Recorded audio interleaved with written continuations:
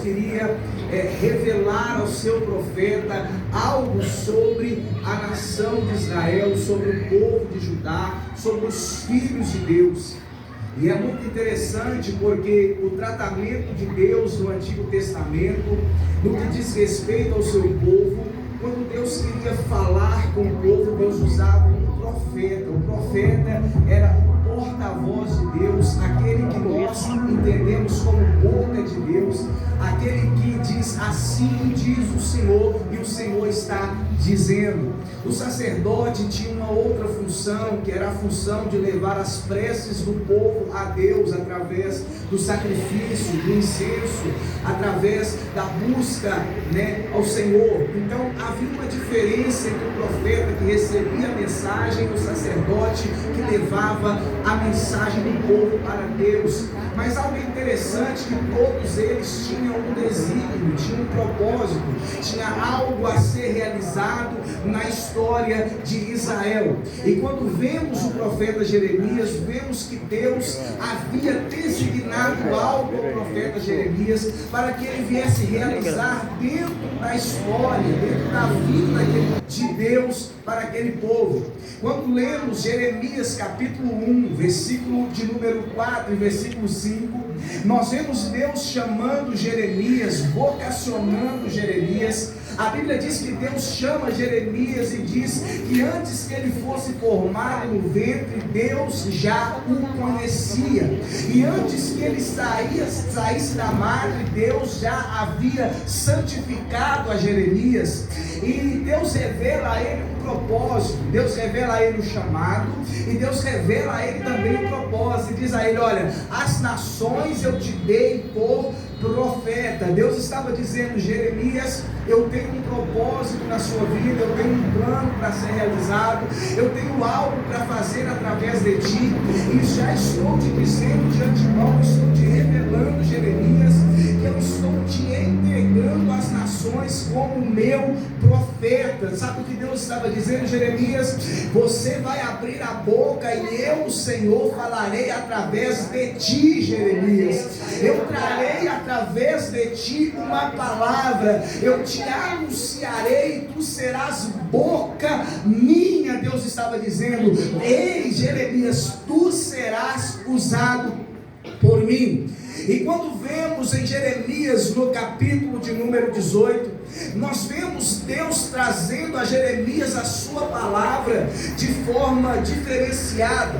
E é algo interessante, porque a mensagem de Deus para aquele povo naquela época era uma mensagem de arrependimento. Deus queria que o seu povo se voltasse a Ele. Deus queria que as suas ovelhas passassem a ouvir novamente o seu pastor.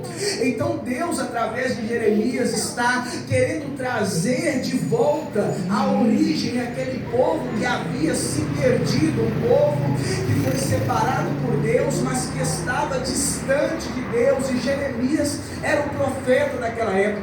Certa feita, Deus, falando através de Jeremias, disse: o meu povo, olha o que Deus estava dizendo, o meu pronome possessivo. Sabe o que Deus estava dizendo? Esse povo é meu, é adquirido meu, é o meu povo. Deus estava dizendo: você sabia que você é povo de Deus?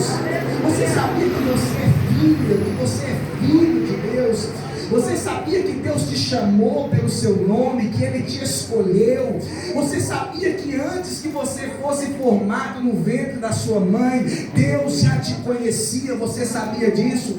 Você sabia que antes que você saísse da madre, Deus te santificou para algo? Você sabia disso? Porque a Bíblia diz sim, Deus disse assim: olha, duas maldades o meu povo fez. E quais são as maldades? A primeira delas: o meu povo me deixou, ou seja, o meu povo me abandonou, o meu povo me largou, rejeitou os meus desígnios, deixou os altares, deixou de me buscar, o meu povo me largou. Essa é a primeira maldade. A segunda maldade, Deus diz assim: olha, e passaram a cavar para si cisternas. Sabe o que Deus estava dizendo? O meu povo deixou a mim o manancial manancial de águas vivas, ou seja, a fonte de águas vivas, e passou a cavar para si cisternas. E Deus diz assim: olha, cisternas rotas. Sabe o que é cisterna rota? É uma cisterna que não armazena água, é uma cisterna que não cumpre a sua finalidade, porque a cisterna antigamente era muito utilizado, principalmente na época de Jeremias, pelas pessoas de Judá, de Israel, para cavarem aquela cisterna, prepararem e esperarem a chuva vir. Sabe para quê? Para que quando a chuva viesse, a água viesse encher a cisterna, para que eles não viessem ter sede. Mas Deus estava dizendo assim: eu não sou uma cisterna que pode ser cavada pelo homem, eu não sou uma cisterna que pode ser apenas um paliativo para armazenar água. Deus estava dizendo: eu sou a fonte. Sabe o que é a fonte? A fonte é de onde a água brota, a fonte é de onde a água nasce. Sabe o que Deus estava dizendo? Eu sou a fonte de água viva. Aquilo que o meu povo deixou de lago e passou a cavar cisternas para si, armazenando água. Deus estava dizendo: eu sou a fonte de onde tudo nasce, eu sou a fonte de onde tudo emana, eu sou a fonte de onde tudo tem que ser produzido. Eu quero dizer algo para você aqui hoje, para você, minha irmã, para você, meu irmão, com muito carinho. Eu não estou aqui para apontar o dedo para ninguém, eu não estou aqui para dizer o que é um ou outro, não, nada disso não. Deus me trouxe aqui como profeta e eu preciso abrir a minha boca e falar aquilo que Deus está dizendo. Às vezes nós cavamos cisternas, queremos fazer do nosso jeito, da nossa forma, da nossa maneira, mas a verdade é que a ovelha não escolhe o pastor, a ovelha não diz para o pastor o que o pastor tem que fazer. A ovelha segue o comando, segue a direção, segue a ordem, segue a instrução. Deus está dizendo aqui hoje, enquanto muitos estão cavando cisterna, eu sou a fonte e estou disponível. Glória a Deus. Querem beber dessa água? Glória a Deus.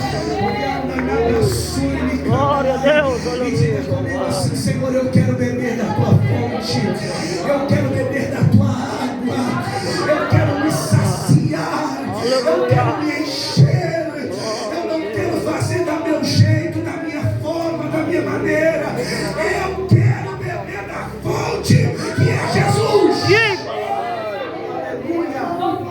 Glória a Deus. Beber da fonte. Levante a sua mão comigo, seja um profeta, dedinho assim, olha. Vira para o irmão que está do lado, aponte para ele, para ela. Diga assim: Jesus é a fonte. Diga: não cave cisterna. Diga: não busquem coisas que são passageiras. Diga: não busque no que pode ter hoje e amanhã não pode. Diga: vai direto na fonte, sempre vai ter água lá. Sempre vai ter água lá. Glória a Deus, aleluia. Glória a Deus. Sempre vai ter água para quem tem sede. Tem gente que tem sede de justiça, vai na fonte que lá tem justiça. Aleluia. Tem gente que tem sede de perdão, vai na fonte que lá tem perdão. Tem gente que tem sede de uma nova vida, vai na fonte que lá tem vida eterna para você. Tem gente que quer ser restaurado, vai na fonte, lá tem restauração. Glória a Deus. Aleluia. Aleluia, Jesus.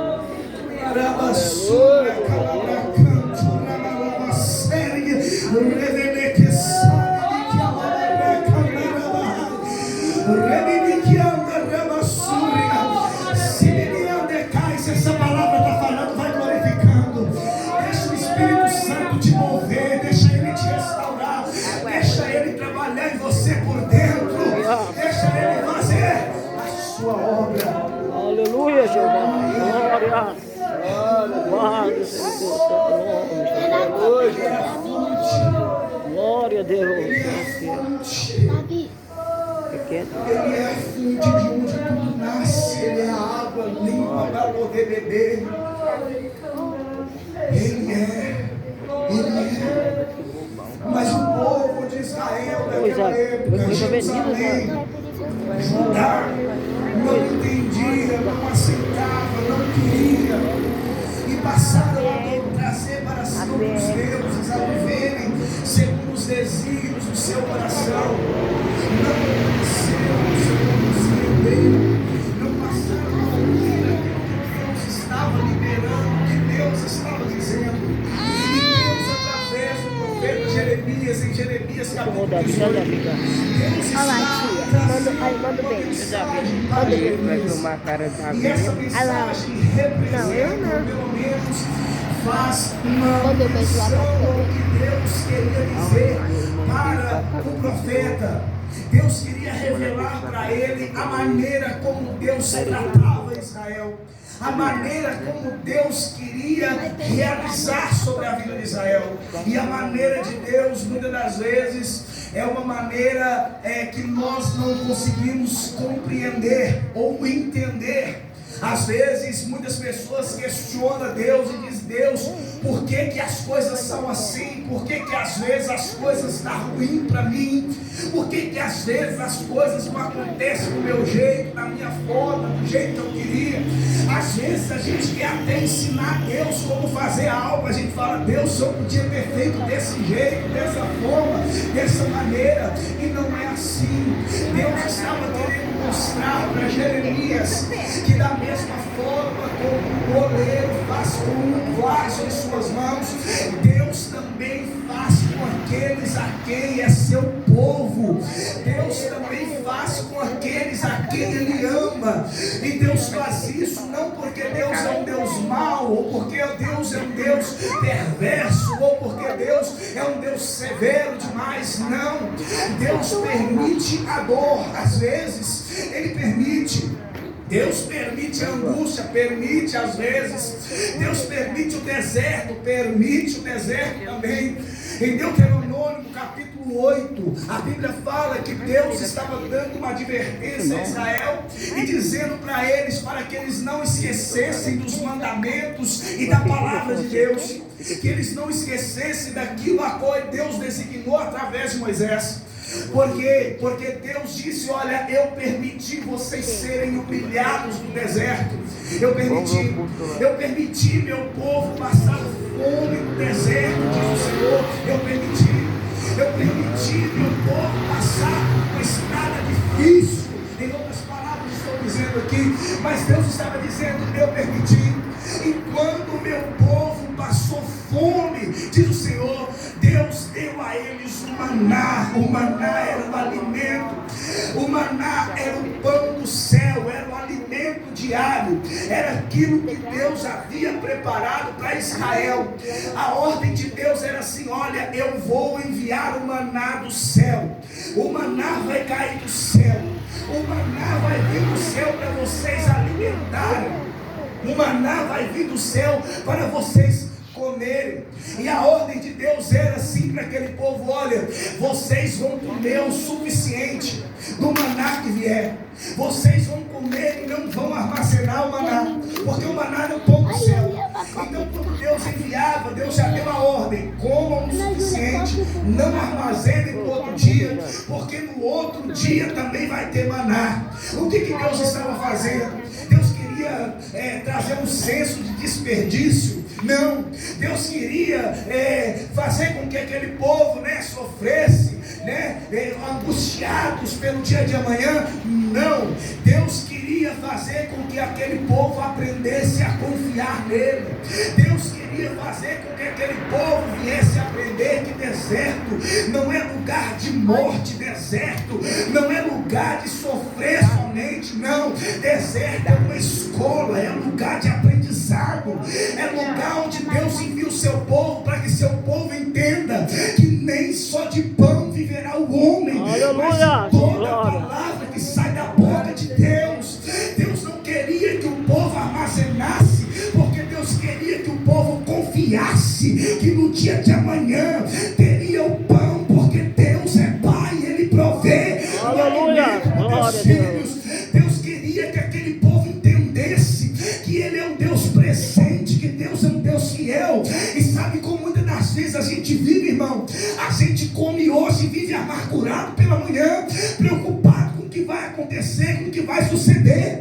E a Bíblia manda dizer, ela diz para nós: não vos preocupeis com o dia de amanhã, com o que comer, com o que beber, com o que vestir. Não deixe essa necessidade tomar o seu coração, mas deixe a prioridade tomar o coração. Sabe o que é prioridade? Jesus disse: buscai em primeiro lugar o reino de Deus e a sua justiça, e todas essas coisas vos serão acrescentadas. A prioridade não é a minha necessidade terrena, a prioridade é buscar a presença de Deus, é clamar a Ele de todo o coração, é buscar a glória de Deus, porque o demais Ele te acrescenta. Aleluia, Jesus. Glória a Deus. Aleluias.